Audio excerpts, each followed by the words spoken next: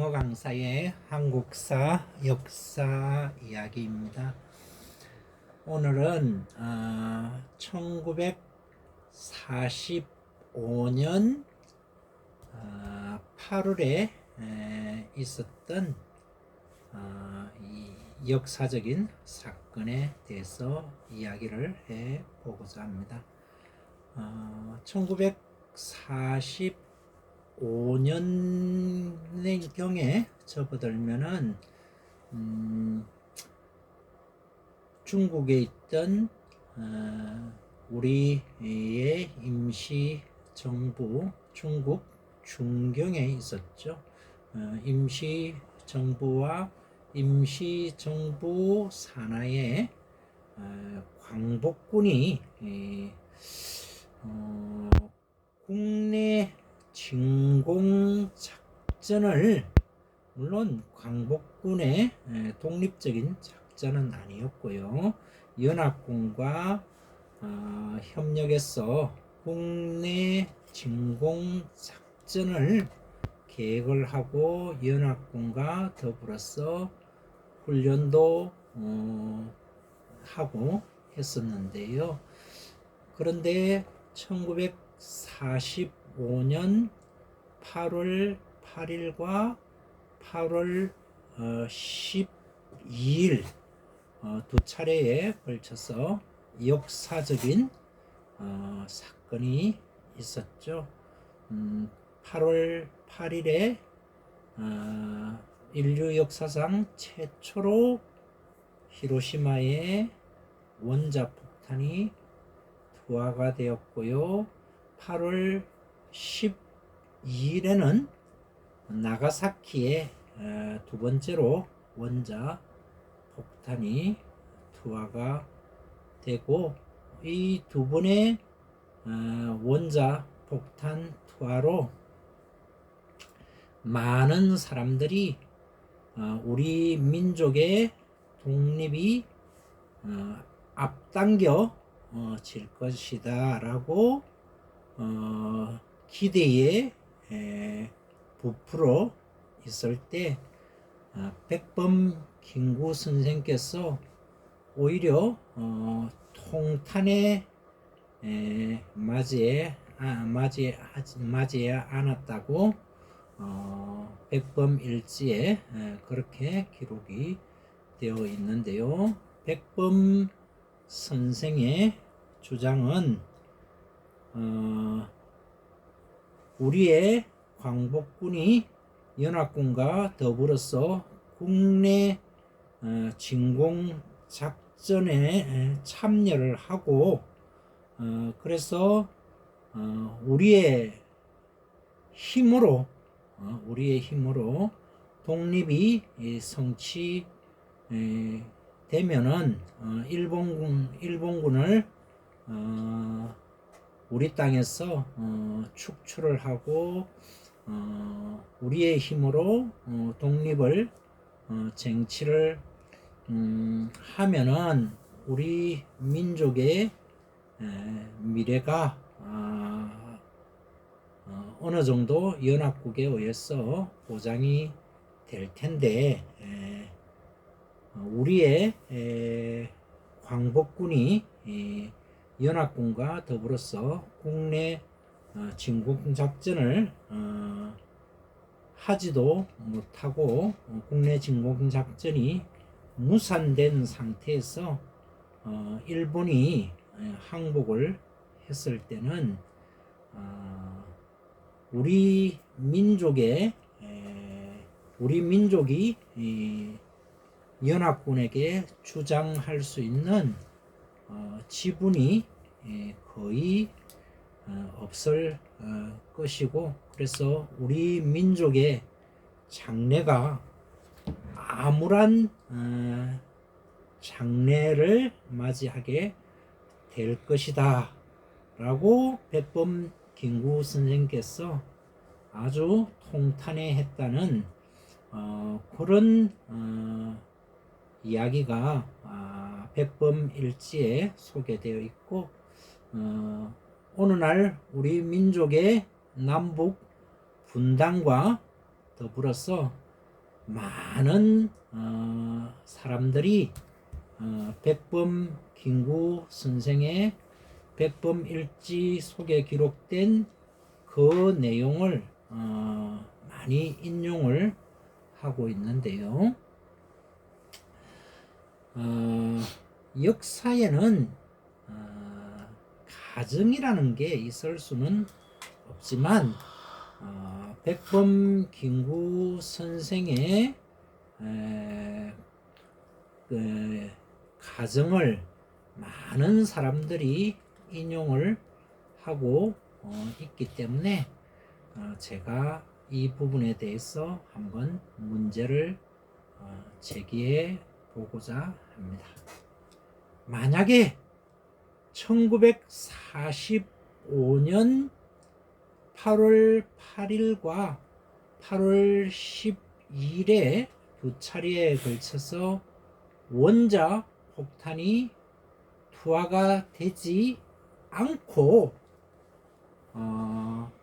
백범 김구 선생께서 기대하셨던 것처럼 우리 광복군이 준비한 것처럼 국내 진공작전이 우리 광복군과 연합군이 합력하여서 국내 진공작전이 실행이 되고 이 한반도에서 일본군을 축출하는데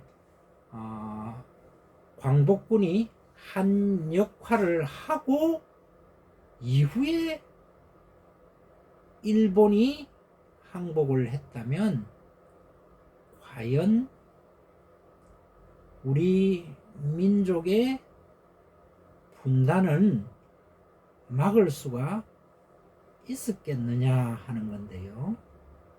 여러분들은 어떻게 생각을 하시나요? 광복군이 만약에 연합군과 더불어서 국내 진공작전을 실행을 하고 이 한반도에서 일본 군국주의 군대를 축출하는데 한 몫을 했다면 그러면 우리 민족은 분단되지 않고 통일된 조국으로 광복을 맞이할 수 있었을까요? 많은 사람들이 문제의 핵심을 오판을 하고 있는데요. 심지어는 남북 분단의 책임, 우리 민족은 왜 분단이 될 수밖에 없었느냐 하는 그 부분에 대한 정확한 당시의 국제 정세를 파악하는 것이 그 문제의 핵심을 짚는 관건이 된다고 볼 수가 있겠습니다. 많은 사람들이 오해를 하는 것들이 몇 가지 있는데요. 첫째로 1919년 3일 만세운동이 일어나고 중국 땅에서 우리의 임시정부가 출범해서 1945년 8.15 광복까지 우여곡절을 겪었지만 끊임없이 줄기차게 우리의 독립투쟁이 계속된 것은 명확한 역사적인 팩트인데요. 자, 그런데 우리의 임시정부는 적국인 일본 정부는 말할 것도 없고요. 연합국으로부터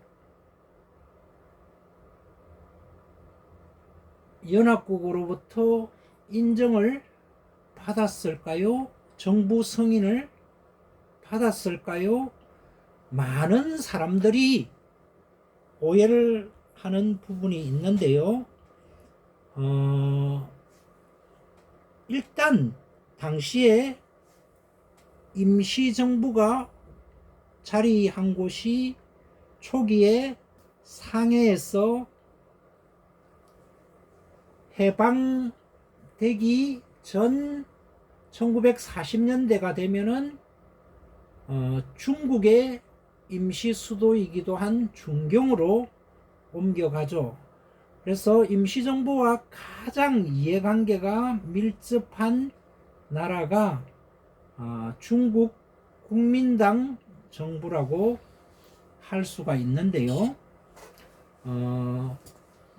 상당히 많은 분들이 오해를 하고 있는 것이 중국 정부는 우리의 임시정부를 승인을 하지 않았겠느냐 하는 거 하나 하고요.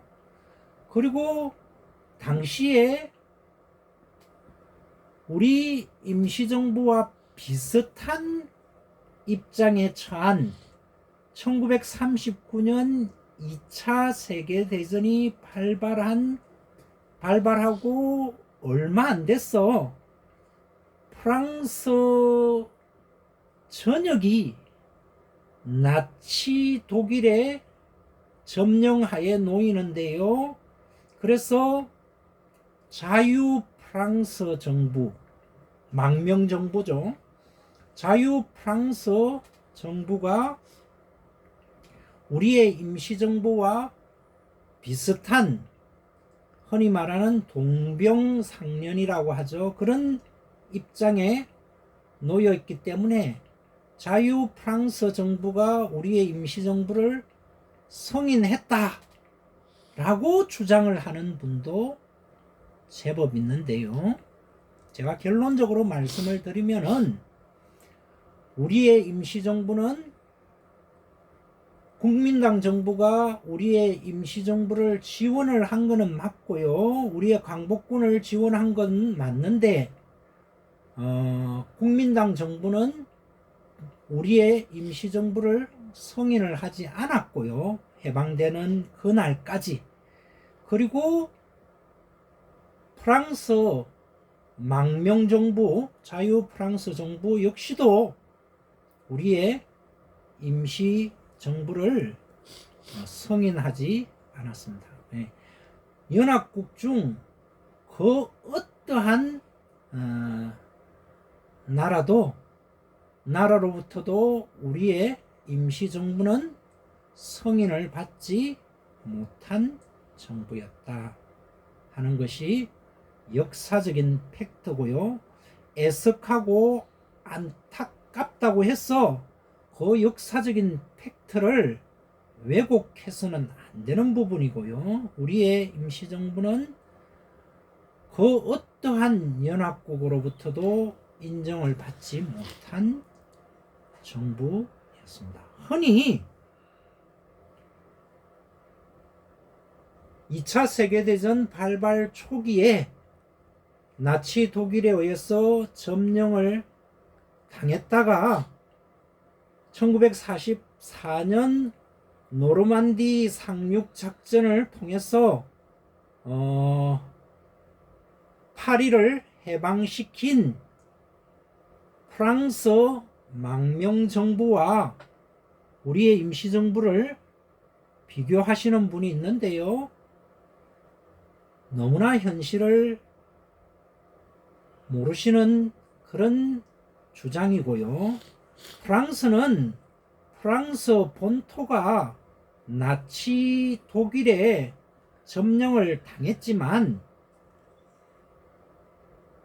전 세계에 2차 대전이 종전이 되던 그 시점까지 본토는 나치 독일의 점령을 당했지만 전 세계의 영국에 이어서 전 세계에 가장 많은 식민지를 보유하고 있던 나라가 바로 프랑스였습니다. 그래서 프랑스가 노르만디 상륙 작전 당시에 파리를 나치 독일의 지배로부터 파리를 해방할 당시에 수만의 대군을 동원을 할 수가 있었고요.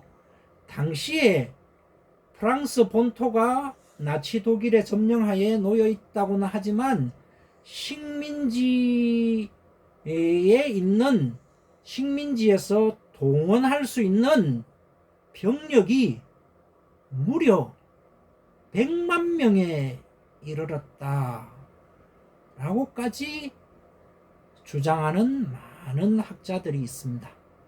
그 프랑스와 임시정부를 단순 비교하는 것은 너무 역사적인 당시 현실을 모르는 상황이고요.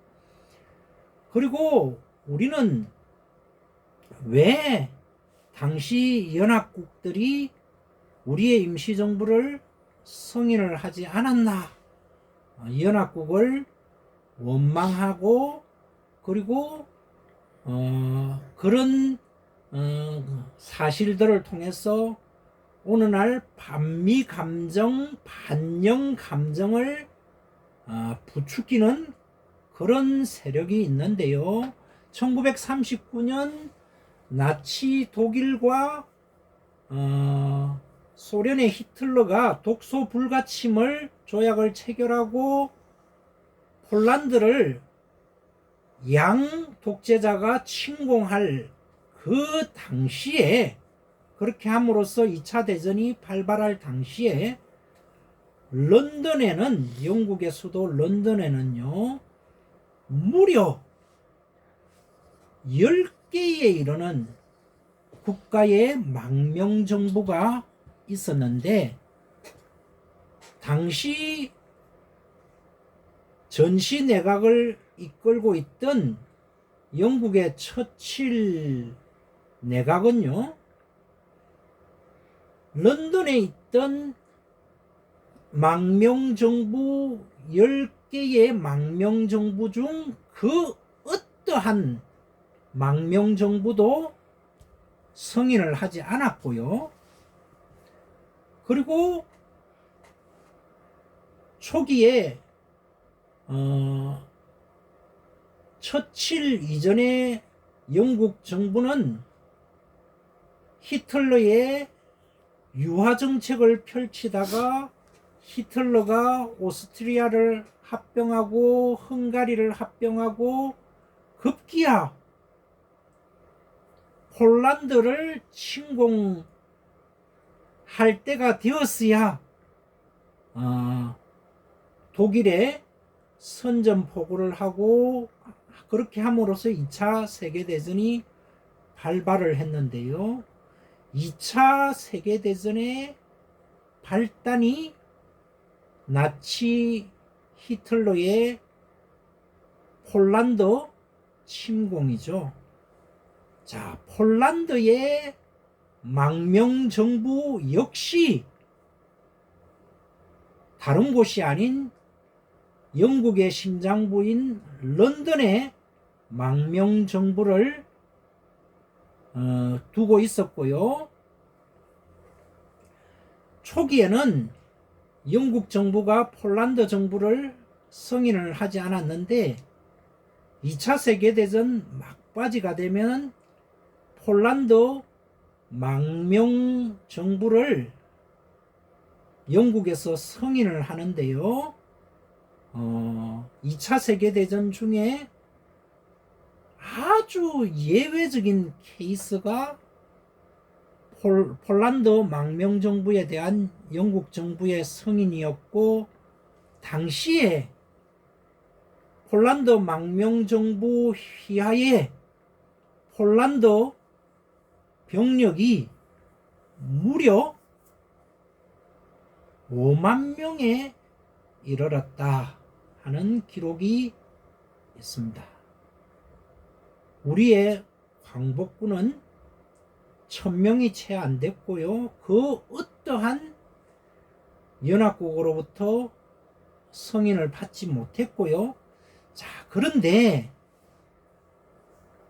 폴란드의 침입만은 묵과할 수 없다고 해서